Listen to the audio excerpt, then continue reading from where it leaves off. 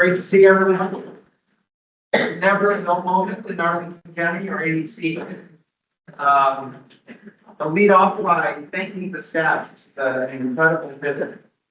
When you show up at the building, there's no power. We're only on a 15-minute delay. We're in an air space that has virtual option, and we're all here. So thank you to the team for a quick pivot. So quick round of applause.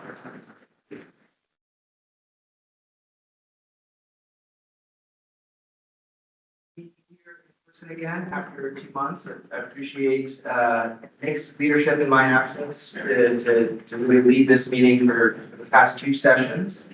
Glad to be back in the seat and with all of you here. So we'll kick off and just business. Just first, as a friendly reminder to non-EDC observers in the room and online. Comments or questions during the session is reserved for EDC members only. And we'll start with the business of approving the minutes from our May meeting. Can I get a motion? Steve, thank you. And a second. Matt, thank you. Any discussion? All those in favor? Aye. Aye. Aye. Any opposed? Any abstentions? Motion passes. Let the minutes reflect that the May minutes are approved. All right. So we have another full agenda today. And as our main event, we have Jason Alcubi joining us today from VEDP, Virginia Economic Development Partnership. Jason, as many of you know, is president and CEO of VEDP, and he's led the organization since 2022. And during Jason's tenure, the state has had several wins, including Lego's $1 billion manufacturing campus in Hill County, the state being named by CNBC as the best state for doing business in 2024. More locally, CoStar's relocation to Roslyn. And it's been a couple of years since we've heard from Jason, so thank you for coming to visit us. We're excited to get the update and really to hear your vision on how this state is going to continue winning. But before we hand it over to Jason, I'd really like to take an opportunity to hear from Commissioner Ben Garthwaite. At one of our prior meetings, you heard kind of his real-time update in terms to the federal contracting space. And so I think really as a follow-on from that, Kate and Steve at the Chamber in partnership with Ben have convened a little group. And so I'll turn it over to Kate for a quick intro. Sure, thank you, Kevin. So as a reminder, this really was at the beginning of the year that Ben shared some really important information, both from his company, but from government contractors in general about what's been going on based on the changes in the federal landscape. A lot of focus has been on the employees, and that's incredibly important, but really government contracting is such a vital industry to Arlington and to the Commonwealth in general. So making sure that, again, that there's some Ben's asked was to have some conversations at the state level, discussing things, thinking about the role of the EDC, again, is to advise the county board. So again, it was more informative for the EDC, but Steve Cooper is our board chair this year, and I took this on from the chamber perspective. And so Ben, Steve, and I, and several other government contracting members actually took a trip to Richmond, met with several officials in the governor's office. Again, we did not have our standard policy letter, and going in with our big ask, the goal was really to have a collaborative conversation here, to hear what they were working on and to make sure that they were aware of the severity of the challenge and impact in Northern Virginia. We have Ben's great data, which he's going to present. Also information, like, for example, from the Restaurant Association of Metropolitan Washington about what's going on with restaurants to really demonstrate the impact on small and Main Street businesses in our community as well. So this came up in our executive committee meeting, and we ended up sharing Ben's data with the group. And Kevin and Nick thought it would be a great idea to share it with all of you and really appreciate Ben's leadership. Again, he's working so hard on his own company right now based on the situation he's in, but he's really been an industry leader on this. I'm representing the entire sector. So just a little bit of brief framing on that. And again, a big thank you to Ben for all of this lift. Great, Ben, we'll turn it over to you. And Do we have the slides pulled up or? Thank you. Sure. So following the meeting in Richmond, we thought we'd spend a little more detail to just give kind of the solid magnitude of the impact that we're seeing so far. So I don't have a good process except for the old next slide, please. So I'll just stick with that. So our goal here was to show the volume and the specificity to Virginia. One caveat, this data is intended to be directional and not definitive. There are a lot of things that National impacts and trends. that would cause the data, this is a lot of USA spending or FPDS is database for government contracts. There are a lot of things that would cause us to be under or over reported. So precision is not, this is not a data source for precision of everything that's happening. This is a great directional data source. So for instance, you could receive a notice of termination, it won't be in the system.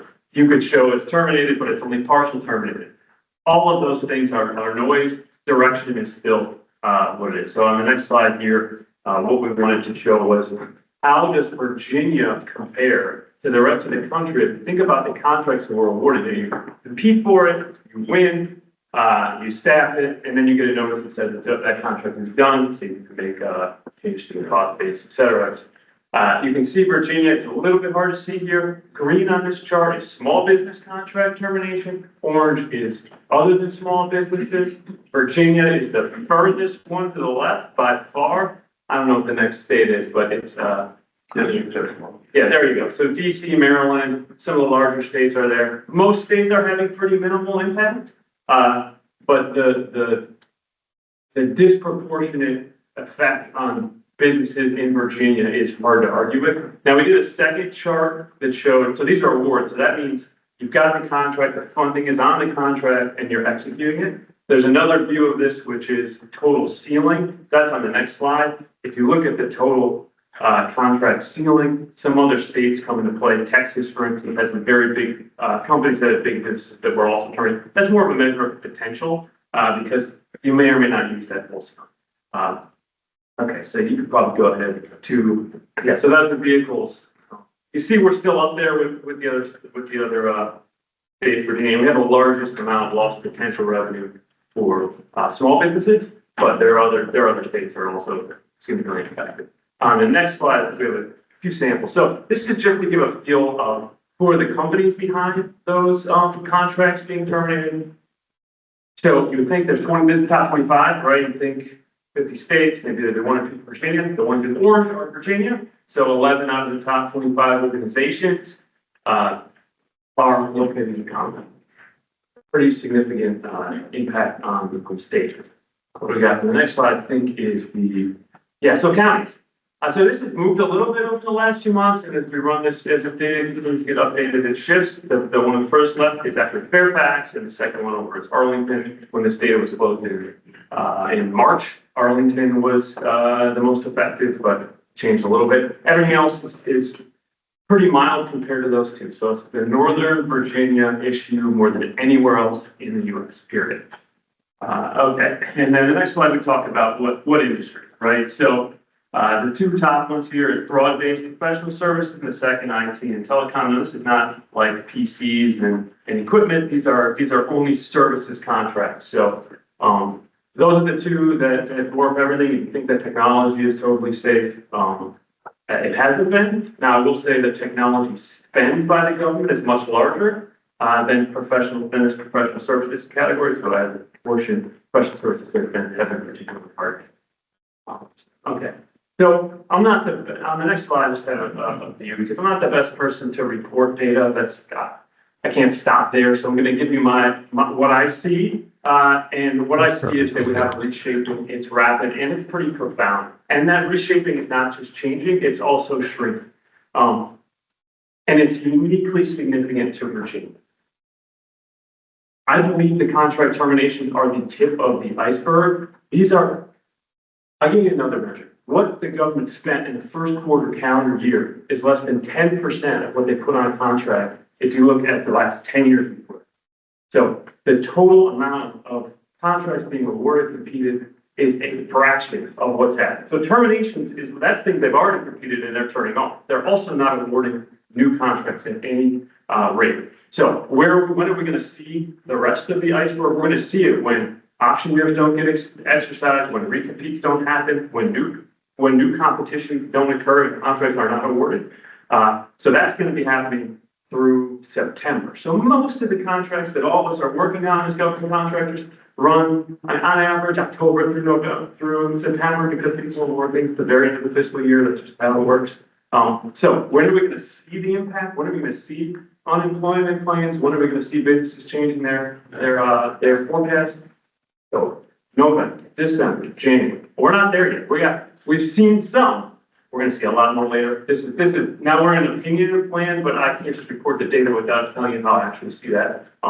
There are some exceptions, of course. There are some aspects of DoD, DHS around the border, some particular services that I think are actually growing, but they're much smaller. The next slide, I have a couple thoughts. I know that Brian and the chamber and others are doing a lot of things already to try to offset this change. I think many of the shifts that business can make or an individual can make are personal, are about, okay, what's the right change for my business strategy to given my capabilities, my clients, my offerings, all that. But there are some things that maybe we can do as a community of people that care about the Virginia economy and have a vested interest in its success to make those individual actions easier. A couple ideas I would have for the community is, first, for our advocacy to be systematic and to be programmatic and to have access in for small businesses that don't have the resources or the voice on their own, but to have a mechanism they can tap into to get access in a way that is, I would say, a program of advocacy, not one-off advocacy. I think that's both issue-based. We've seen examples where states have been able to stop defunding of programs that are really important to their constituencies when they stepped up and got into the federal space to make that case. We haven't seen that in Virginia. That may be too much to ask, but other states are doing it as well. And then support businesses as they make changes, right? Can we have policy credits funding to support R&D? It's very difficult when you're navigating a downward trend in your financial cash flows to make the investments that are important for the next to be able to grow in the future. And it changes things about your business strategy and your offering, right? Is there a way as a state that we can help facilitate those investments where cash flow may be difficult to come by? I've said before, strong state and local purchase preference requirement. This comes up every day. I mean, we compete work in California. We can't even bid it directly because we're not based in California, but we can lose to a California-based business 7 days a week here in the Commonwealth. And then, of course, there are a lot of supports I've seen for employees as they make transitions. I've seen Ryan's talked about that. I think I saw just yesterday, Maryland's got a program for federal employees, interest-free loan to help them with their, any expenses they might have, rent. I think the federal contract and community employee base in time will be a much larger group of folks facing job change. And I think some of those programs may have legs beyond just federal employees. And certainly in Virginia, where I think I've hopefully demonstrated that the impact is magnitudes larger than in Maryland. Maryland's is serious too, but it's not the Commonwealth. That's it for me. I can talk about this for 4 hours. Okay. Thank you very much. What I'd like to do is, I think this will be, this is a great table setting for the broader conversation that I think we'll have after Jason's comments. Really appreciate kind of the impact of the hard data, right? We've been hearing anecdotally, the numbers speak for themselves and the disproportionate impact that Northern Virginia specifically is feeling. It's sobering to see those stats. So I think that's a good entree as we head into this conversation. I am going to back up a step I'm 2 months rusty and it's already showing. I forgot to acknowledge that our board member JD Spain is joining us today. You are welcome anytime, but it's always fantastic to have you in person. So thank you for being here. And I think this is a great discussion. You're a real time with this person. And so thank you, JD. And then Ryan, I forgot to turn it over to you for your director's report, so we're gonna turn to your director's report. Great. I'm gonna truncate this a little bit just in the interest of time. There's one thing that we pick up on Ben's conversation that leads also into Jason's, which is, can you pull our slide up? You might recall that last meeting, just before last meeting, we were preparing to brief our General Assembly delegation. I've done that, because the board wanted to make sure that our delegation, state and, delegates and state senators had all the facts and information about, our current situation, that because the General Assembly, as we've talked about, has 2 working committees right now that are traveling across the state doing discovery. JD was our representative. We had 2 departments brief, economic development, and JD represented us on that, and then human services, which is represented by Stu. And so what I just wanted to share was we gave an overall briefing with some data, but these are kind of our working requests to the state for additional state and local economic development support. And I've shared this with Jason. I've shared this with colleagues in Northern Virginia. This is kind of a working document that we'll add to, and really it focuses on a few things that I think key in on what Ben was talking about. So jobs and business investment, Jason's going to tell you a little bit about what they do at BDP to help bring companies to the Commonwealth. We think anything more we need to do to support that effort, whether it's additional funding, additional staffing, we need to make sure that we're trying to help Virginia. The second is a pretty broad category. We're just calling our tech R&D moonshot. And Ben, maybe to pick up a little bit on your thoughts about tax credits and investments in research and development. Really modeled off of what we've done successfully here with the Tech Talent Pipeline Program, with putting billions of dollars into an effort. In this case, in Virginia, we did that around the tech pipeline and Virginia Tech and George Mason's innovation campuses. Is there something equivalent, big like that we need to be investing in Virginia? Maybe around AI, quantum computing, or some new emerging industry. Additional support for our small business and entrepreneurial ecosystems. We're doing, as you know, a lot of work in the tech ecosystem space. And there's programs at the state that we could see really, I think, get revved up. And to help us with those efforts. We've talked with this group a lot about commercial real estate. You may hear today that that Jason's team is kind of wading into commercial real estate a little bit more. They do a significant effort at the state level to help with industrial site development through our business ready sites program. So how can we kind of work to get something on par for our urban areas? Around incentives, we've talked to Jason about maybe needing to review some of our incentive programs to make sure that the eligibility thresholds are still allowing us to attract business development. I kind of couch this in a little bit of a sports term. You know, we have incentives that can help us hit the grand slam. Maybe there needs to be some changes so we have more incentives that can help us hit kind of singles and doubles and really kind of make sure we're competing at all levels. And then finally, we all talked about tourism and hospitality, and we really need to make sure with the downturn in international tourism that the state is continuing to put money towards it, making sure that our hospitality industries, our hotel industries have the support they need to attract new visitors to the Commonwealth. So JD presented this, on our behalf.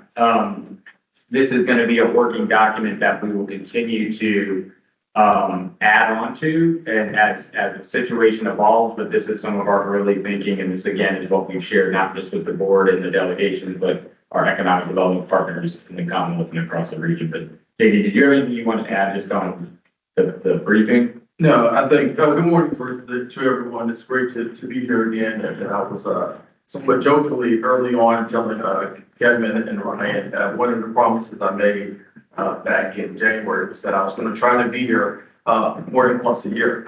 Why is because, you know, at the end of the day, economic development is not only good for our quality of life and our residents and our businesses, it is critically important to who we are here in Arlington. And Ryan just talked about selling Virginia. I just want you to know it's all about also selling Arlington, right? Selling Arlington because we set a standard for others to emulate. And so it's been great to partner with these past 160 some odd days with the team and so many of you in this room as we move forward to make sure Arlington remains one of the most vibrant and diverse and inclusive communities in the Commonwealth. So it's great to be here and listen to Jason today. Again, we are laser focused as a board, all things economic development, and as your liaison, I'm extremely proud of this opportunity. And so should you need anything, again, just feel free to reach out to me. Again, I'm here today for a short period of time. Now, I know that you can go to, of course, but it has been wonderful. And that briefing that we had with the delegation, they had a pointed question to one of our delegates, for anyone who may have watched, about the surplus that we had in our budget from the General Assembly, and we got some responses to that. But just know that it's all hands on deck.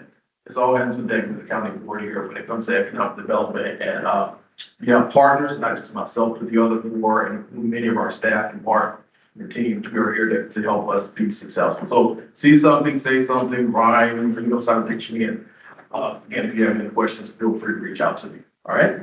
Thank you. I'll make one final comment. The rest of my report, I'll be happy to send out in an email just to let folks know. I did want to thank Jason for coming down. We've had a partnership and friendship for many years. I also just want to recognize that his colleague, David Devan, is here. David's a senior vice president for policy and strategic partnerships, and also a longstanding member of EDP who's been a huge help to us in the past. So we have a great working relationship with our state partners, and we want to keep it that way. So that's all I have for the. That's great. Thank you, Ronnie.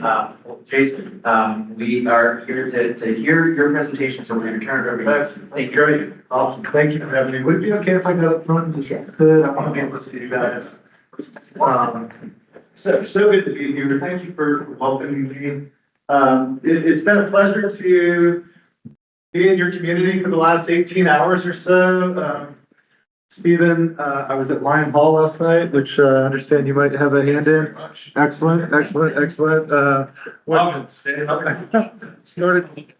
Started my day with a run with Mr. Two Hill on your beautiful trail system, and it's been awesome. I'm up here frequently for business, doing stuff like this, but I don't always have a chance to like get out and do the things that you like to do when you're not working. It's really nice to see what that's like here in this amazing community.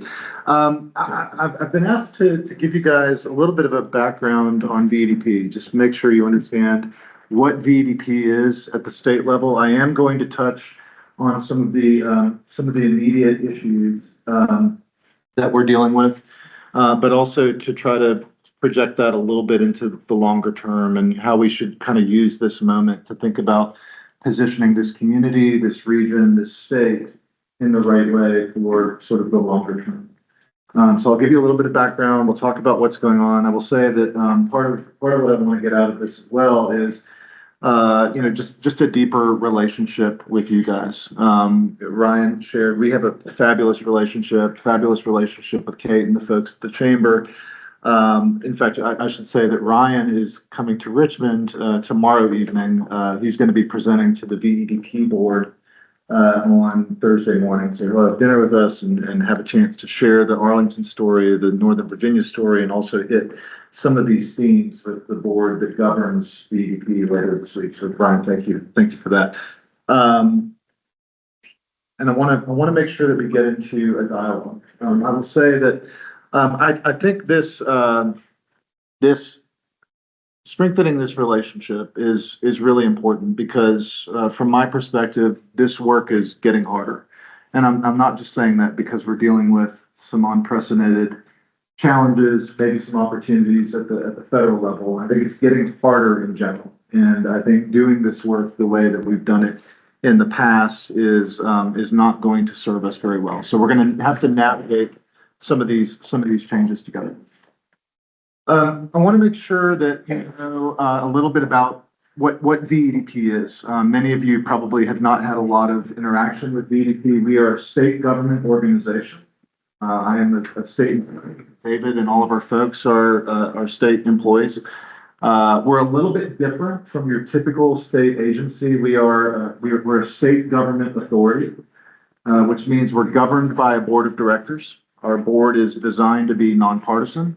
It's designed to be sort of professional and long-term in the way it operates. One of the big reasons for that is Virginia has a one-term governorship. And so when you think about guiding the state's economic development and economic performance, you know, changing people, changing strategies every 4 years doesn't work so well. So back in 1995, the General Assembly created VEDP as a nonpartisan state government authority for economic development. All of our money comes from the state budget, but we have the flexibility to think long-term, to operate in a nonpartisan way, to hopefully operate in a way that really focuses on results.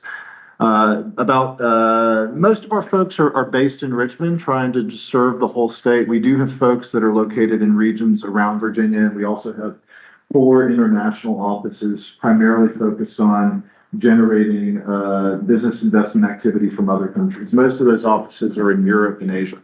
So that's the big picture. And I think you're flipping slides. And so I'm going to try to give you really good cues. Just watching this. This is go to the next slide. You guys kind of know this, but one of the things that's important when we talk about this work is just like why do we do this? Like why do we do economic development? Why should we care about this? Even if you're not a business leader, or even if you're not somebody who's into jobs, why should you care about this? And so we talk about our purpose as sort of Virginia's growth engine, to enrich lives, to enrich communities, and to enrich the Commonwealth through economic development excellence. And I'm going to hit each one of these. So how do we enrich lives? The primary way that we enrich lives is the jobs that we're focused on securing for Virginia, the investments that we're focused on securing for Virginia's communities and regions. These are all things where almost always the average wage is higher than the wage of the jobs is higher than the prevailing average wage in the area in which those jobs are going to be created. So this is a shot for people to move up the economic ladder. It's a shot at a better life. And in many parts, this is not so much a thing in Arlington. This is a relatively prosperous community, but in many parts of the state, we hear about people who, you know, they're able to buy a home, they're able to, take a vacation for the first time, things like that. And I know there's some of those stories here in Arlington as well.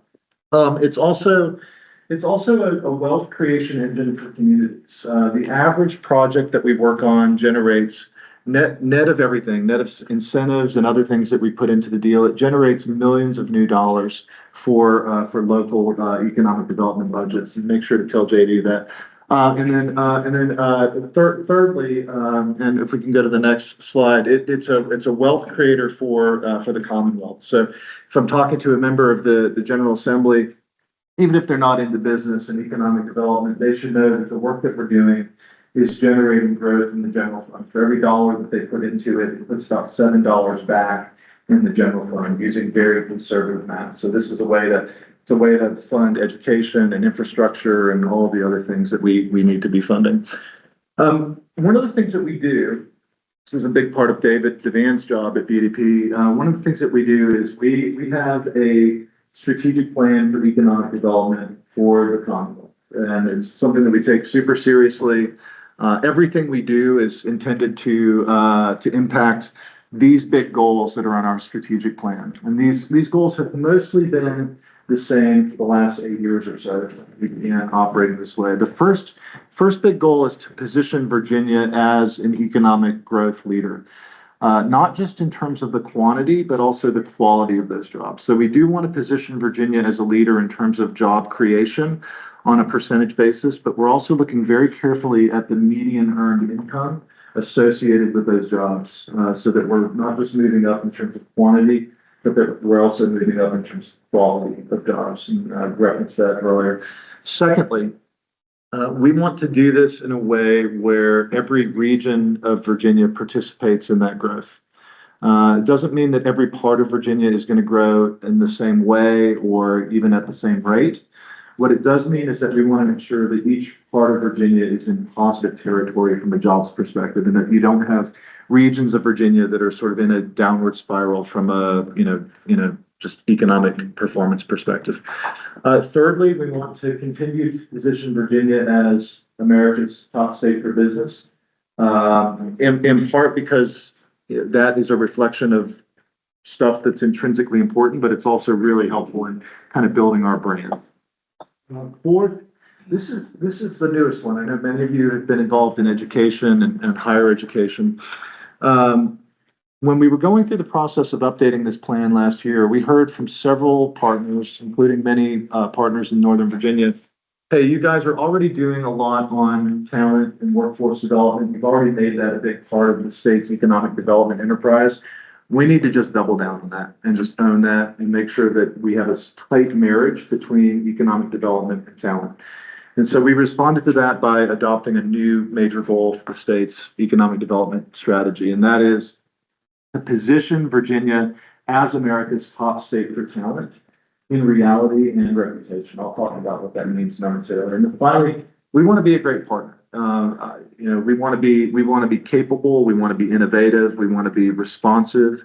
Because we want to nail those first four big goals, and the only way to do that is to be a very collaborative, capable organization. So that's the big picture. We do a lot of different things, and I promise I'm going to get into some of the more interesting stuff in a second. But I want to make sure you guys understand the things that VDP does. Ryan's pretty familiar with this, but for the rest of you guys, you may not understand all of the different things we do. So think of this stuff on the left-hand side as the things that we do to improve Virginia as sort of a business environment. And then on the right-hand side, it's more transactional type stuff. So a big part of our work is to be a coordinator of the big economic development teams, state, regional, local. It's a big part of why I love doing stuff like this. As Ryan noted, we have a major part of our operation focused on investing in project-ready sites. These are like industrial sites, think manufacturing and stuff like that. As Ryan noted, one of the things that we're thinking about is how do we begin to balance that with more focus on corporate real estate. We manage a number of performance-based economic development incentives. We do a number of things related to workforce solutions, both for companies that are looking at locating and expanding and like, how do I find my people to do this project? But also thinking more systemically about making sure that the Commonwealth has good alignment between sort of the supply of what we're doing in workforce and education and the needs of the economy, the needs of the labor market. And then finally, a big part of this is just constantly benchmarking. How does Virginia perform in the sectors that we're trying to cultivate relative to other states? Where do we stack up well? Where do we need to improve? And how do we do that? So a big policy and strategy function. A lot of our focus is on supporting existing Virginia firms. So we've got a big team that is really focused on just engaging existing Virginia companies. We typically do that in partnership with the local EDO. For those of you who are business people and interacting with folks, you should know that we have a very capable international trade development team. So we've got a team of very capable professionals that help approximately 500 Virginia businesses every single year develop the capabilities to trade internationally. And they've got relationships all over the world. They're constantly traveling, bringing Virginia businesses to other markets around the world. And then we've got a number of things that relate to the stuff that everybody knows what we do. Everybody knows that we market Virginia as a place for, business location. We recruit companies. We do that piece. And so, but that's just part of what we do. So those are some of the major things that are sort of under the hood at VDP. And again, all of this is done as a team sport. From the governor and the General Assembly to the regional groups around Virginia to economic development organizations at the local level, like Arlington, chambers of commerce, and others. So it is a big team that plays into this work. And we've had a lot of success. Over the last, this is since the beginning of 2018, we've seen hundreds of project wins, more than 100,000 new direct jobs. Again, almost all of those are jobs that pay more than the average wage in the area in which they're being created. So for half the more of the people, it's a shot and a step up. And more than $100 billion in capital investment. And one of the things that I'm really proud of is that this impact touches all regions of the state. And you can see that here. One of the things that we've really endeavored to do is to get the entire state into the green. Green means that you're growing. These like little kind of crosshatches here are places where they were losing jobs, they were losing employment, they were in that downward spiral before we started this approach. And so we've managed to get almost the entire state growing. One exception is far southwest Virginia, they're on the cusp. And we've seen a lot of success. In fact, keep an eye on your inboxes, not right now, but after I'm done speaking. And you will see another announcement in Arlington County of growth here, another business that is expanding. So keep an eye out for that. That's coming out now in just a minute. All right. So one of the things that is really great about this work at the state level, but also really challenging about this work, is that Virginia can do almost anything. Almost any type of industry has a place in Virginia where it can thrive. And so if somebody asks me like, hey, what are the things that Virginia specializes in? What are the things that Virginia can do? It's like, well, there's kind of a long list. And one of the things that we realized a few years ago is that we need to do better than just having a long list. We need to make sure that we are being strategic about where we put our resources and really doubling down on the things that are actually most important. So we can do a lot of things. All of the industry sectors that you see on the board here are things that Virginia can do in a world-class way somewhere in Virginia. But we realized that if we treat all of these things equally, we are not going to have as much success as if we get more granular. And so basically what we said is, look, we need to figure out what are the sectors that are going to be most important to achieving those big goals that I shared with you a second ago. And we're going to need to treat those sectors differently. We're going to need to double down. And those are the sectors that you see on the left-hand side. We looked at this and basically over the next 10 years, stuff on the left-hand side is the stuff that's going to produce about 2/3 of the potential job growth that we can compete for. And so we need to lean into that in a big way. And so we have changed our operational model to put a lot more focus on the left-hand side. This is a very new thing. We've only got 1 full year under our belt in this new model. But we're seeing some signs that this is working. I think it's a model that, as we implement, is going to be a model that's much more relevant to Arlington and other counties or other communities in Northern Virginia. In part because a big part of what we're prioritizing here is the stuff that y'all specialize in. Knowledge work, the things that were traditionally done in an office 5 days a week.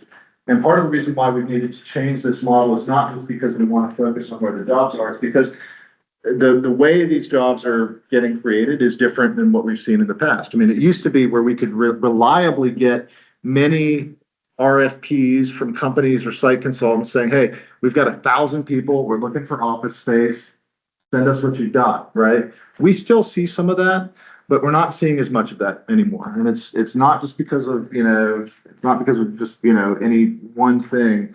I think a lot of it is the lingering impacts of COVID and detaching from an office. But we're not going to see as much of that, which means we need to take a more holistic approach. We do need to absolutely be focused on responding to those kinds of leads, those RFPs, and getting as many of those projects as we can.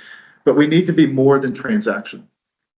It needs to be more than transactional. We need to think about these relationships with the companies that we're trying to cultivate as much more holistic.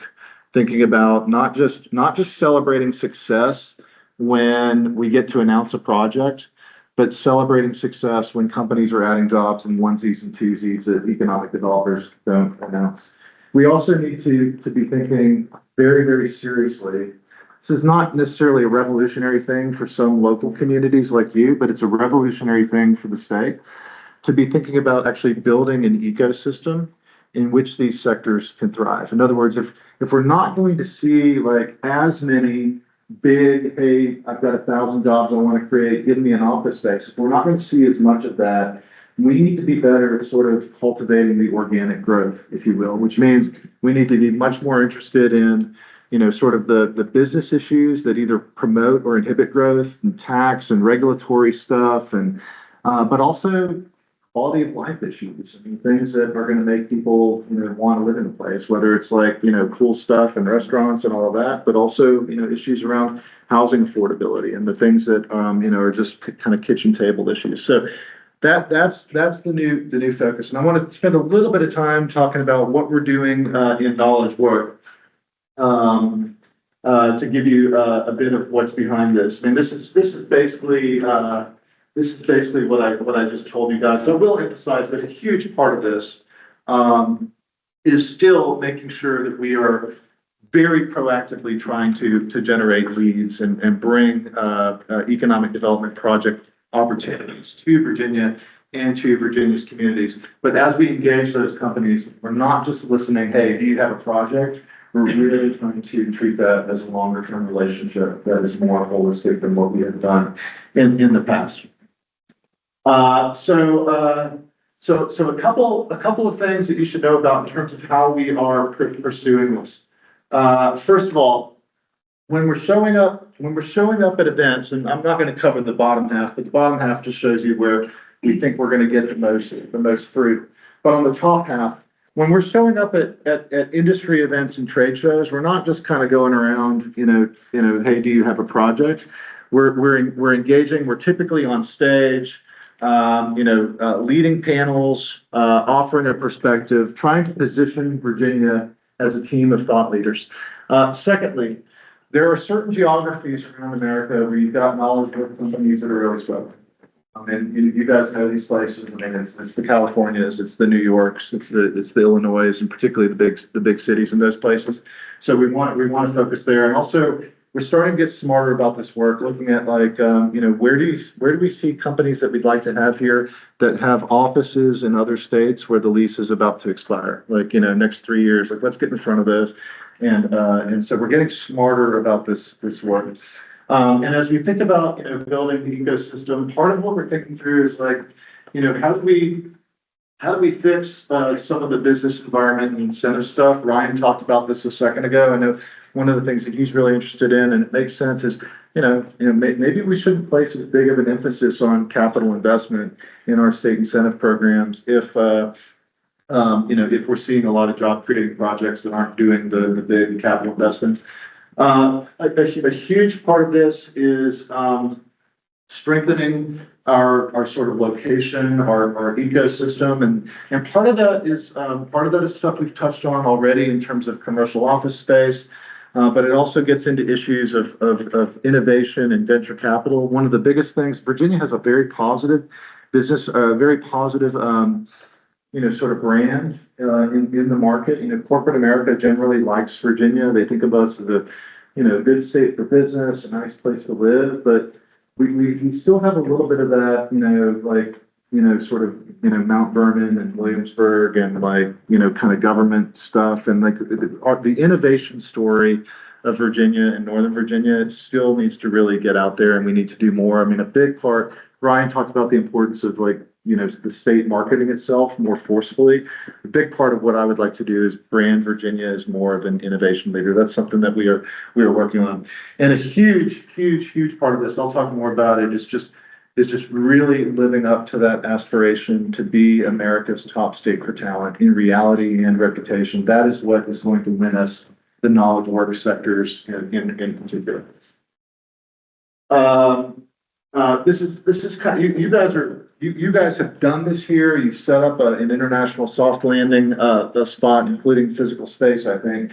One of the things that we're trying to do is to complement that at the state level so that we can tell international companies that, that want to just kind of put their toe in the water, in the United States. We want to help them land and we want to funnel them to you guys. So that's just a piece of this. I'm moving quickly. All right. Let's talk a little bit about what we're looking at in terms of the federal impacts. There's a number of different things that we are monitoring at DEP, and figuring out how do we respond to these things. And I think I said it at the beginning, but if I didn't, I'll say it again. As we think about our response, I think we need to think about both a short-term strategy, but also sort of the longer-term strategy. And as much as possible, thinking about how do we make sure that the things that we're doing in the immediate term contribute to the stuff that we need to do longer term to position Virginia and its regions for healthy economic growth.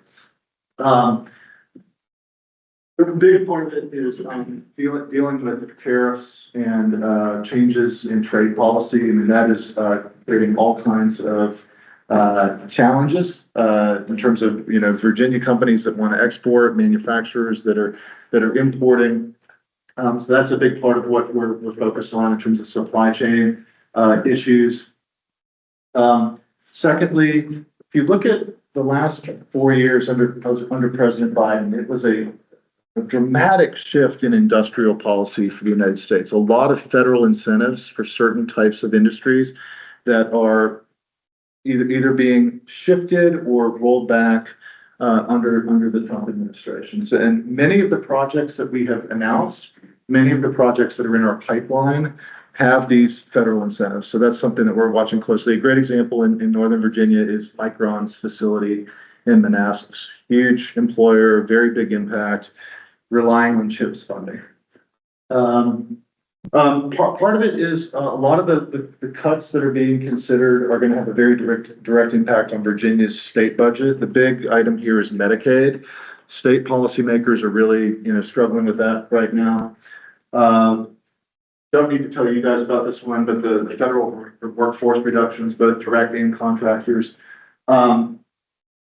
Virginia is a leader in innovation. We're a leader in R&D. We've got a great university system, and a lot of those resources are coming from the federal government. So that's another big one. And then finally, we want to focus on the opportunities that are coming out of this as well. So, aerospace and defense innovation, shipbuilding, there's going to be some opportunities that come out of these shifts that that we also need to capitalize on, also energy.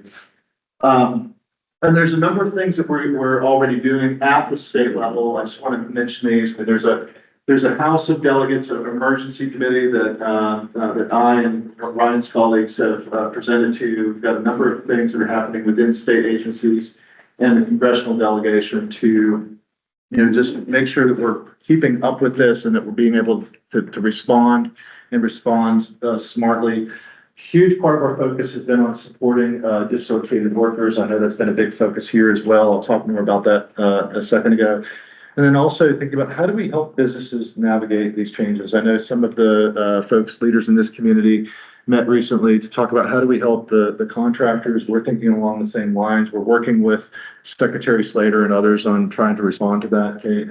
Also, our international trade team that I talked about before, they're helping hundreds of Virginia businesses make a pivot as they navigate a very new trade environment. So these are some of the things that we're trying to do at the state level to respond to this. All right, so I want to end by talking about a few of the things that I think need focus in the immediate term, but also in the longer term as we try to navigate this. This is particularly conceived in terms of dealing with the challenges and also opportunities that we're seeing at the federal level. I would say many of these things would be completely true even if we weren't dealing with change at the federal level. I'll also say that what you're about to see, I think I presented all of this to that emergency committee that I referred to a second ago. I did that a month or so ago. So you're seeing a big part of what I presented to them. So in the immediate term, I think two big areas of things that we need to be focused on at the state level. The first is really helping workers who are displaced. And then the second is, making sure that we are doubling down on job creation and diversification. So I'll talk about each of these, in turn. I'll say that, this issue of job reskilling and upskilling and next skilling, when I say reskill, well, I can define these terms if you like, but this is something that we are going to have to become great at, regardless of what's happening at the federal level. I mean, given the technological change, given what we're seeing in terms of the way, an employer and an employee, what that relationship looks like today compared to, decades ago, we are in an environment already where, you're not going to be able to have a great career just based on what you learned in, high school and college, and when you learned what you learned in your teens and 20s. We are entering an environment where the average worker, the average professional is going to have to reskill and upskill over time. And this, the challenges, the displacement we're dealing with at the federal level is certainly creating a greater urgent need for that immediately. But this is something that we're just going to have to be good at. This is a big part of our top state for talent strategy. One of the things that we're doing is looking at all the data. And what you're looking at here, these are the top occupations by job openings in Northern Virginia. So the bar is the number of job openings. This is as of March of this year. And the blue bars are where you have a top 10 federal occupation. And so there is some good news here is that there is some overlap, okay, between what the market is looking for and what is likely to be displaced. The other thing to look at here is, while there is some overlap, it's not going to be a perfect overlap. We need to recognize that this is not just a matter of saying, okay, you got laid off on Friday, you can start here on Monday, you're not going to have to learn anything new. This is going to be a transition for folks. One of the big things that we're doing is analyzing the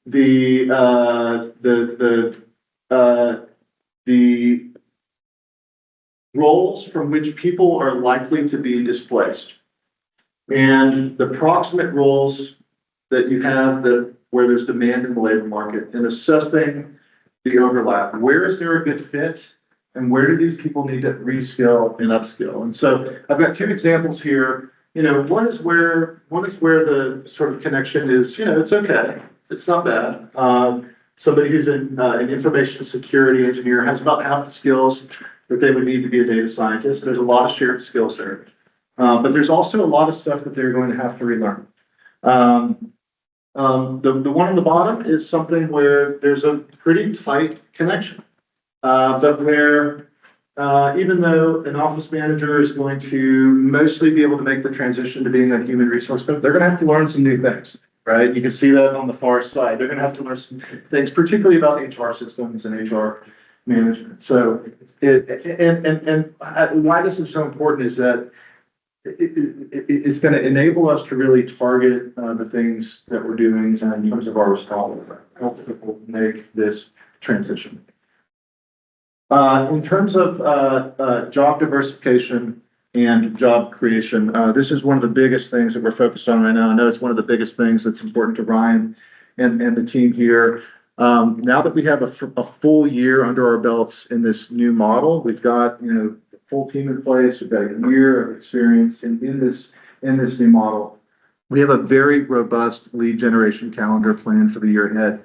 40% more lead generation events in the coming year than in the prior year. So this is expanding quite dramatically, and a lot of that activity is in the stuff that Northern Virginia specializes in. And it's a variety of different things. I touched on this earlier when I was talking about the various strategies in terms of going after certain markets, the way that we show up in different events, and also bringing the business decision makers and site consultants to Virginia so that we can connect with them directly here in Virginia. I want to wrap up with kind of two things that we need to be thinking about for a longer term future. These are things that need to be, these need to be top priorities as we think about the next several decades and certainly the next several years. The first is to position Virginia as America's top state for talent. What does that what does that actually mean? I would submit that, and the good news here, by the way, is that we're starting from a great place. I mean, Virginia is already one of America's top states for talent. We just need to own it, to claim it, to solidify the places where we're a little bit weaker, and to communicate that to the world in a way that is backed by a strong business case. So what does it mean to be America's top state for talent? I submit that it means three things. First of all, particularly in America where we're not going to have as much growth as we've seen in the past, just in terms of people, we're going to need to have the people. And that means we need to be one of the leaders in terms of attracting people and retaining people. Many of you know that Virginia has had some struggles with net out migration over the years. The good news is that for the last year data, full data, we appear to have reversed that trend. That is a very big deal that Virginia is gaining people on net. One of the things I'm concerned about in this current environment is, do we go back to the negative column? But that is huge, and that means things like we need to be focused on making sure that we have great internship programs, making sure that when we have somebody who is at one of Virginia's universities, that they connect with an employer while they're still in school. They're going to have a much greater chance of having them employed in Virginia afterwards. It means that we need to think about marketing to our exiting service members, make sure that these veterans stay in Virginia's economy. It means that we need to think about some of these quality of life issues that cause some people to leave, including housing crisis, which is not just a Northern Virginia issue now, it is a statewide issue in a big, big way. Secondly, the one that I think is probably most important and the one that we absolutely have the most control over is making sure that we're developing talent that is aligned with what the labor market needs now and in the future. And a big part of that is going to be about making sure that we are connecting the 2 million or so Virginians who are in the labor market who lack any sort of post-secondary credential with upskilling and reskilling stuff. That is going to be so important. So really nailing that alignment, being a leader in that. And then thirdly, we need to recognize, particularly in an environment where labor or workers are going to be scarce, we need to do everything we can to unlock individual potential. And that means helping folks with childcare. It means thinking carefully about transportation access. It means thinking about making sure that we help the formerly incarcerated. I mean, all of those things are going to be important to maximizing labor force participation. And as we think about this top state for talent strategy, we are benchmarking Virginia on every single one of these things and prepared to go to the market and basically say, for every one of these, Virginia's now in the top 5 and the top 10, and to really own that top state for talent title and begin to brand ourselves that way with a clear validation based on data and actual performance on these kinds of things. So that's where we're going. We just hired a new senior leader at VDP to organize this whole thing as a new long-term focus. And then finally, as we consider some of the immediate term investments, and Ryan touched on some of this in his presentation around, I think he called it like a moonshot and some of the R&D type investments. We need to be thinking about investing in our future. And I'll ask you to go to the next slide. And as we think about that, there's a number of things that we need to keep in mind. So this is not like a menu of specific investments as much as some of the things that we're likely going to need to invest in as a sort of an enabler. So part of that is, what is the role for the state, as Ryan talked about, in the corporate real estate transformation? How do we deal with technology disruption? And there's going to be a lot of it. We're already seeing it in virtually every industry. And we're at the beginning of this. We're going to need a lot of, this is not only going to create opportunities for us to capture some of these new investments, but it's going to create a real urgency for helping people, deal with this churn in the labor market. One of the biggest challenges we're dealing with, apropos for this morning, is energy challenges. And really what I'm talking about here is not so much having to come to this beautiful community center. What I'm primarily talking about is large power users, data centers, advanced manufacturing. The growth that we're seeing, I mean, you know this story. I mean, the growth is way out of line with the supply right now. That is a huge, huge issue. And, you know, we're going to be dealing with, as far as I can tell, a global realignment of the supply chain, and we're just at the very beginning of that. But we're going to have to navigate that, and I think that's going to mean serving our businesses in new ways. Some of the things that we're absolutely going to need to focus on in terms of state level action, and a big part of it is site and infrastructure readiness. That's the traditional stuff, but also thinking about corporate real estate. It has been a long, long time since Virginia has taken a serious, comprehensive, growth-focused look at its tax code. So it's not just about modernizing our incentives, which is super important, but also looking at some of the fundamentals of our tax code to make sure that we are competitive today. So much of what we're dealing with is going to require rethinking how we sort of regulate stuff, and there's been so much opportunity there. I do think that's been one of the big wins of the last few years, is just reducing regulation at the state level. And then a huge part of this is regional capacity building. Ryan talked a bit about the importance of investing in economic development at the state level, some of the things that we do at VDP. This is also going to be really important for regions around Virginia. Most of Virginia's regions have relatively little capacity, and there's going to be so much that is going to need to be navigated. I'm thrilled that here in Northern Virginia, there's greater alignment across the economic development community today than there was 5 years ago, but we need to continue to work on that. So those are some of the big things on my radar. Thank you guys for giving me a little bit of time. I hope I have left enough to have a little bit of a conversation. Yeah, so Jason, thank you. This was a very robust and huge presentation. Lots of really good content. So from an administrative perspective, we got off to a 15-minute late start. So I'd like to run this through 9:45. Appreciate people working for me that I'm working. Feel free to just ring when you need to. I think there's a lot to talk about here. Thank you for all this great information. So I'd like to budget, up to 15 to 20 minutes for questions and comments. And so with that, open it up to the membership for questions. Hey, thank you, Jason. Appreciate your time today. I'll echo Kevin's comments. A lot of great information on there. Encouraged to hear that you guys are really advocating on behalf of the county. I'm encouraged that a lot of your focus is on the knowledge work. Yeah. Right? Because we don't have advanced manufacturing here, we don't have data centers here. Totally. So I have a question and a comment. I'll start with a question and I'll move to the comment real quick. So big picture, it would be great if you could share with us, what states, like if you get a call from somebody from California or Texas or New York or wherever, what are the most common other states that we're generally competing with? If you can draw. Yeah, totally. And are there any things that there are obviously a lot of things you can't control, like, costs of labor and housing. But are there certain things that those states maybe have been given tools to utilize that Virginia hasn't? Yeah. That's my question. My comment is, and we talked about this a little bit, I think last month, where within Arlington County, I think we're in this unique position now, that's based upon a lot of the things that, unfortunately Ben was talking about, where we have a lot of vacancy within the office market, within the county alone, probably about 9 million square feet, just a ton of space.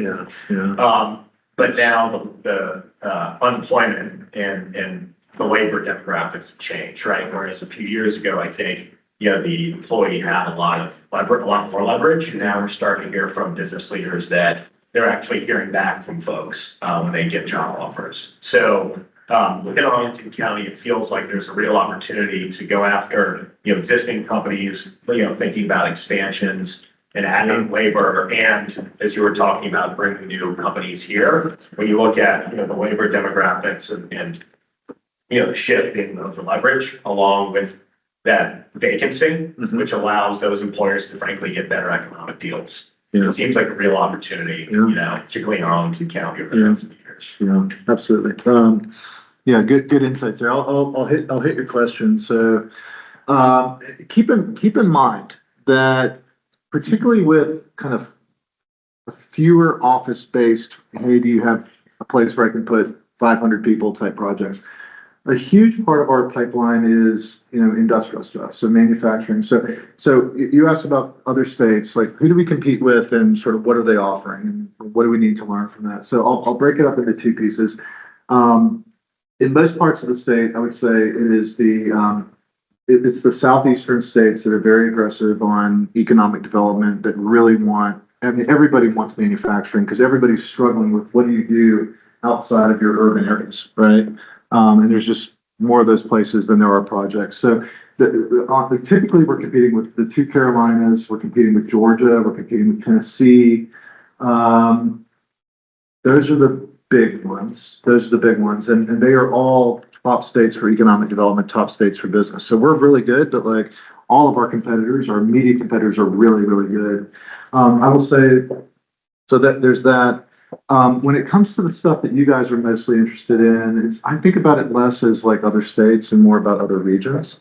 And it's Charlotte, it's Atlanta, it's the big metros in Texas. What else? Nashville for sure. Yeah, David, am I missing any? I mean, you get the idea. Particularly for the stuff that's not price sensitive. I mean, even though it sucks to do business in New York and California, it's New York and California. So that's where we are. So I would say that in terms of what we're learning from that, I mean, part of what we're dealing with is that I think sometimes I get asked what is Virginia's big weakness, if you will, and I think in a lot of ways it's that our history has made us somewhat complacent. I mean, Virginia, if you look back over the long course of history, it's been a pretty prosperous place. When most of our neighbors were dealing with big downturns in their traditional sectors, think about the Carolinas. Think about, dealing with downturns in textiles. Think about dealing downturns, furniture, tobacco, other agriculture. That was the same time when the federal government was growing very rapidly in the post-war years. And it kind of cushioned Virginia from a lot of the hard truths that our neighbors dealt with, literally decades ago. And so, one of my hopes is that what's happening today wakes Virginia up a little bit. Like, hey, we can't be complacent. And yeah, we should feel pretty good, but, because we're a great state with a lot of good stuff, but we've got immediate neighbors who are, the best in the country at creating a strong business environment, aggressively pursuing economic development. And guess what? Many of those places have metro areas that are your direct competitors. You named a few of them: Nashville, Charlotte, Raleigh-Durham. Raleigh-Durham is crushing it. Atlanta. These are really, really, really strong competitors, and they're in very, very pro-business states. So that's the big picture. Yeah. Thank you. Great presentation. Yeah, thank you. In the federal contracting space, specifically within software solutions. Thanks for those insights. Specifically within the state. So you talked about upskilling. I saw AI, I saw quantum computing. Yeah. You talked about the displacement between federal workers and federal contractors. Is Virginia looking? I guess it's a twofold question. Number one, are they looking in the state internally to do more strategic contracts to help those types of workers? That would be my first question. And then the question regarding upskilling, technology placement. One of the big trends, Steve can attest to this, have been outsourcing talent, especially at cheaper rates. They don't have to upskill when you go to other countries, and especially in that remote environment. So our partners like Virginia Tech Innovation Campus or George Mason or other community colleges throughout the state, are they being receptive to that model? And from the state side, are we looking more internally for contracts that can maybe mirror the federal government when it comes to innovation? I know I've got answers to some of that, Okay. not all of that. I will say on the state side, you get pretty quickly into sort of procurement stuff where it's supposed to be a really even playing field, and I'm not super close to it, so I don't know exactly what's going on there. I will say that, there is a lot of discussion about how to help the contractor community. I would say more discussion than like kind of a really clear game plan at this point, in part because I mean, I think a lot of folks at the state level are saying, what can we realistically do for a contractor that needs to, develop, sort of a new business development strategy and go to market? It's something that state government is not very good at doing. There is discussion now about like, should the state, for example, invest in third-party resources that help contractors sort of redevelop their business, like a federal contractor, for example, that you're probably familiar with the term SLED, Yes. state, local, and education, which I learned in the last few months. But things like that. So that's where most of the focus is. I think I'm not totally sure about the universities. I suspect they're in a similar place, like trying to figure out how they can be helpful. But it's pretty recent. And I'm not like totally up to speed Yeah. on where they are. David, do you have anything that you want to add to that? Okay. Thank you. Yeah. Jason, thanks so much. Yeah. And David as well, thanks so much for coming up. We've all been struck by the substantial presentations that we've heard here this morning. I'm struck by your call to action, if you will, on don't be complacent, Yeah. right? And the Commonwealth is an incredible state. We understand that the priority is to have this be the place for top talent. And we're at an inflection point where the changes that are happening at the federal level certainly are impacting our region here, but will have broader ramifications for the Commonwealth too. And I wonder if, let's say, what has been a strength for Virginia is our close proximity to the federal government, our understanding of how industrial and commercial shifts are changing and how we adapt to that. I recognize, Ben, your point on the federal industry is being reshaped and is shrinking rapidly. It's also true that federal industrial priorities are changing. And we're here wondering how do we leverage those changes that are good not just for our region, but also for the broader Commonwealth. How do you build those ecosystems? So the question I have, as we're all sort of thinking about these issues, the question I have is there a role or has there been a role where the BDP, perhaps in concert with the governor of the executive office, have a proactive engagement with the federal government and with the administration on understanding where those industrial shifts are taking place, and then having that sort of engagement on how do we take those industrial shifts happening at the federal level and then proactively position states and regions within states to leverage those shifts to their benefit, using the Commonwealth as perhaps a pilot option, sharing some of the data that we've got on here's how these changes are impacting Virginia, and having these conversations so that we can have issues with federal level response. So that's empowered to leverage these changes as more opportunities and challenges. So, Jason, if you could just share a little bit on if the BDP is having these sorts of conversations with the administration, and it would be helpful given Northern Virginia as sort of the gateway to opening up opportunity with the rest of the regions in our Commonwealth. I think the role that we very much would like to continue to play. How can we be helpful in helping to shape those conversations as well? Yeah, absolutely. So the short answer is yes. So a couple of things in terms of yes, we are engaging.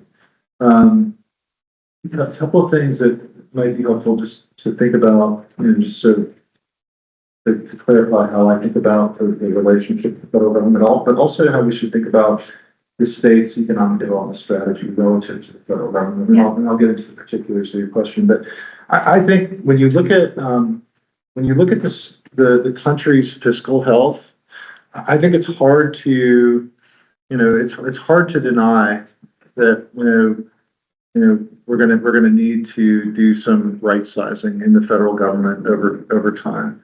And so I think that, as we look forward, like for the next 50 years, we absolutely should not depend on the federal government to be as big of a growth driver in our economic future as we have for the last many decades. And so So what does that mean? The language that I like to use is that we should diversify with the federal government, not diversify away from the federal government. In other words, I want to be aggressive about getting as much federal stuff as we can, but I want to make sure that we are growing the private sector economy that's driven by private sector activity faster than what we're doing with sort of federal government stuff. I just think like if the federal government is not going to grow, we need to make sure that we grow the part of our economy that's not dependent on that.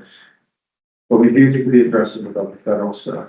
The way that we do that, it depends a little bit on the politics, frankly. And I would say that under the Biden administration, we were primarily doing that through, and I'll just, Vegas rules here. It was a lot of it was through Mark Warner's office, because you had a senior Democrat who has a really good team, who's into economic development and business stuff. So like we needed something big during the Biden years. I mean, we do coordinate with Governor Youngkin every single day, but just knowing how those relationships work, Mark Warner's office was super important. Nowadays, Governor Youngkin is more important because you've got a Republican in the White House. I would say the big difference this time around is that you have a big difference Trump versus Biden. In the case of the Biden administration, you had this, how should I say this? Clearly articulated goals around industrial strategy with programs that followed them. Now, part of that is, they had a full 4 years, and we're in the early days of the Trump administration. But in the case of the Biden administration, you had these big COVID era programs that that were easy to interpret in terms of where the federal government was going to focus its industrial policy. I'm talking about like the Inflation Reduction Act. I'm talking about CHIPS. I'm talking about the bipartisan infrastructure law in some cases. In the case of the Trump administration, it's been moving very rapidly without sort of as clear of sort of an end state goal. They talked about kind of cutting the government and so forth in terms of the size and the expenditure, but in terms of exactly where they want to go long term on industrial policy, it's not as clear. And so I will say that the governor is very actively engaged with leaders in the federal administration. So I feel like we're kind of getting information, but it changes pretty rapidly. The other thing is in terms of making sure, I alluded to many of I've said that many of the projects that we've announced have federal incentives that were passed under the Biden administration. Many of the projects in the pipeline are relying on federal incentives. So part of what we're trying to do right now is to make sure that we can continue to move those projects through the pipeline and give some assurances to those businesses that what they're depending on from the federal government will be delivered. So that's a big part of it. I would say that it's tougher on the contractor side just because the universe of it is so big. But that's hopefully that's helpful in understanding a little bit about what that looks like. I will also say that I'm not the governor and I have a very positive relationship, good working relationship where he's a terrific partner on on everything economic development, but on the political side and his relationship with the administration, that's not something that I have deep insight into. No, I fully understand, and we have a governor who is focused on getting deals for the Commonwealth, and the president can understand the importance of getting deals for America and having a balance there between some of the policies that could impact foreign investment in our country and the policies that we need for long-term economic growth, including national economic growth numbers that are important to the administration. At any rate, as those conversations are happening, if there's any way that we can be helpful, and so I'm so sorry, I'm sure you'll be the best because as Brian is always just excellent. Anyone here would want to be supportive of those conversations, constructive conversations, and to provide a perspective of Northern Virginia as an enabling regional partner to other parts of the Commonwealth. And sometimes we feel what happens at the federal level, not so much the size, but yes, the size of federal government, but the federal priorities Yeah. that are a signal for state economies across our country. We're lucky that we get to feel that first. Anything that we can do to be in the room and help shape that conversation constructively, that's part of how our governor is also leading on this work. Just say the word. Yes. So piggybacking on that, and I think one of the clear trends that we're seeing, this is national, is the need for power. Yeah. And just like Virginia has a disproportionate exposure to federal jobs, we also have a disproportionate share of the data center business. Yes. We are the number one data center in the country, arguably the world. Yeah. The availability of power is becoming a crisis. I would love to hear your thoughts on that and how we're thinking about it, because this is the runway for this is 5-10 years.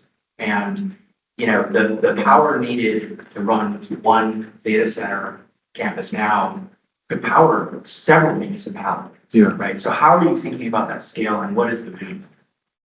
Well, I would say it is something that I've gone from like 0 to 50 on over the course of the last couple of years. I still feel like it is a massive challenge. And I'm trying to figure out, frankly, like what is my role in it, what is VDP's role in it, and the biggest thing so far has been to basically make the case for what is at stake in terms of the economic development case for securing Virginia's energy future. And so when you look at most parts of the Commonwealth, they depend on the kinds of business investment and economic activity that needs industrial scale power. Not always as big as what a large data center would need, but typically something that is tens of megawatts and up. So it's a material issue for those guys. And so we've talked about the importance of staying competitive on energy cost. We've talked about the importance of staying competitive on energy timelines, but also being responsive in terms of offering kind of enough choice, because often when you deal with these big power issues, there's kind of particular technical things that are important for them to solve for, including just the reliability of their power source. And so a big part of what we've tried to articulate is like, look, as policymakers deal with this, make sure that the economic development, sort of consequences, if you will, the economic development prize is well understood. So that's been a big part of it. We are also starting to engage more in making sure that we are helping to cultivate sites that are appropriate for electricity generation. Just like any other big industrial project, a huge part of what is enables or blocks these projects is just having a place to do the project. And so we're getting more engaged on that front. But we're also thinking about like, what do we need to be doing in terms of institutional capacity? Because what I've found is that at the state level, at least, when somebody in my position wants to have a serious conversation about energy in Virginia, and typically the folks who have the most sort of knowledge and sophistication, they are the regulators. And they want to keep you at arm's length, right? And so we need some capacity within state government that is sophisticated and that has enough kind of muscle on it to make a difference on this. I will also say it's an issue that's a little bit tough for us because we're a nonpartisan organization, and some of the issues on energy become partisan very, very quickly. And so that's part of why I've been trying to really focus on just kind of educating folks. But I also think that if you look at where we are, I mean, this is a broad brush simplification, but you've got a Virginia Clean Economy Act that says Virginia needs to go carbon neutral in terms of energy generation in Virginia by 2050. Okay. And then at the same time, so we've got that goal. We're not building much natural gas at all. Solar and wind is not coming online as quickly as everybody hoped. It looks like nuclear is always 5 or 10 years out. I think more and more folks are waking up to this idea that we are on a very unsustainable course in terms of the supply-demand relationship, but also when you look at what the world is doing in terms of responding to the energy challenges, there has been a little bit of a shift, but it's mostly just been addition.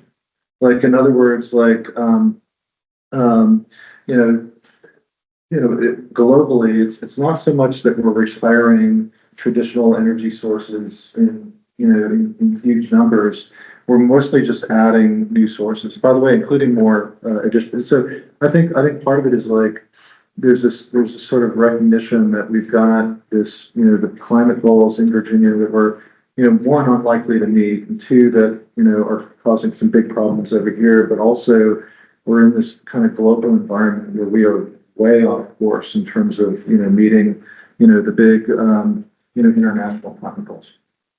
Yeah, I know we're right for a time. I appreciate the question, Meredith and Jason and Kevin McCorley. We talked just now about data centers. And I think we can have a very extended conversation about, appreciate your relationship with the governor.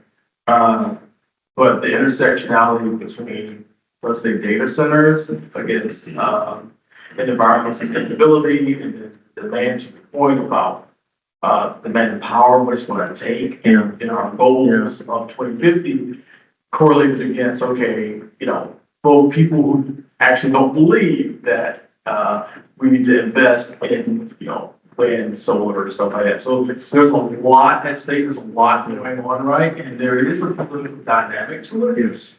Make no mistake about it. So just know that this is a challenge in of itself, and regarding things in 2050, right? Carbon neutrality, it's going to require us to make some serious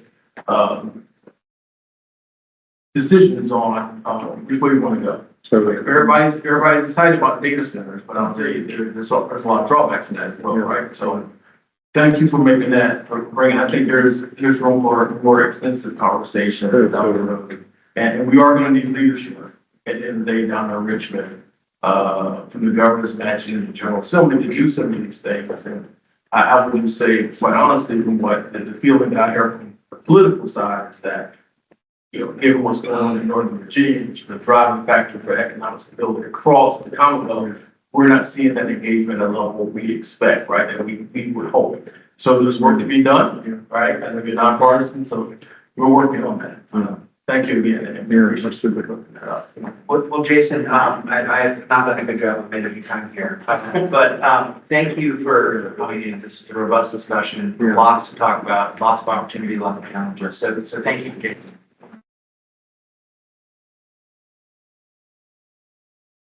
Thanks for the opportunity, Kevin, and thanks for the great relationship, and we'd love to come back sometime. Thank you, guys. Thank you. And so, real quick check in on commercial vacancy updates. Sure, just 30 seconds. So I believe scheduled for the July meeting are 2 projects. They have 3 buildings within the adaptive reuse. It would be 2100 and 2200 Crystal, which are slated to become residential and hotel, along with 3601 Wilson, which is residential as well. So really good start. We're encouraged. Thanks to Mark and the team for all their help on that. We are also working through updates to signage regulations. I'll bore you with the details, but big picture, it allows for more flexibility and more streamlined approach for not only the tenant signage and placemaking, but also as far as the permitting process or lack thereof. So we're working together. Thank you. Matt, any updates on your? Yeah, 30 seconds again. So I'm the representative of the county's comprehensive plan updates. So the county had its first meeting on May 27th. It's part of the long range planning committee. A bunch of commissions are involved. The goal is to update the comprehensive plan, which for your benefit is the general land use plan, master transportation plan, and many other policies in the county fall under an umbrella. State code requires something every 5 years. This effort is focused on updating the introductory chapter to the comprehensive plan, which my recollection from the presentation hasn't been updated since like 1962. So the county's goals and priorities have changed a bit since then, to say the least. And I think, we're gonna have a couple meetings through the end of the year. I think the goal is to have the introductory chapter revised and approved by the planning board early next year. So I think it's gonna be mostly a messaging document. It's not gonna be like an implementation policy necessarily. But I think there will be an opportunity for us and myself as the EDC representative to make sure there are some elements and language in the chapter speaks to economic development. Thank you. Can I piggyback off that? This is of course an endeavor that the county is taking on. And I would say one of the aspects of, we really want to hear from all of our stakeholders. We've found, that historically we have not had robust engagement in some of these endeavors. So thank you, Matt, for leaning in, and we encourage everyone in this room, right? To really lean in and review and follow this, from beginning to end, because, this is going to set the chart for us. Please lean in. Thank you. Thank you, guys. Appreciate everyone staying on. I'm gonna let Ryan, announce the great news that just hit the wire. Then we'll gavel out. Not planned, but we're happy to report that Tectonics, the division of technology firm in National Landing, announced the expansion of 248 new jobs, $5.3 million of investment, and they're taking 25,000 more square feet at their headquarters there. We did work with Jason's team on getting an incentive for that, and just announced today what I got. Take care. Absolutely.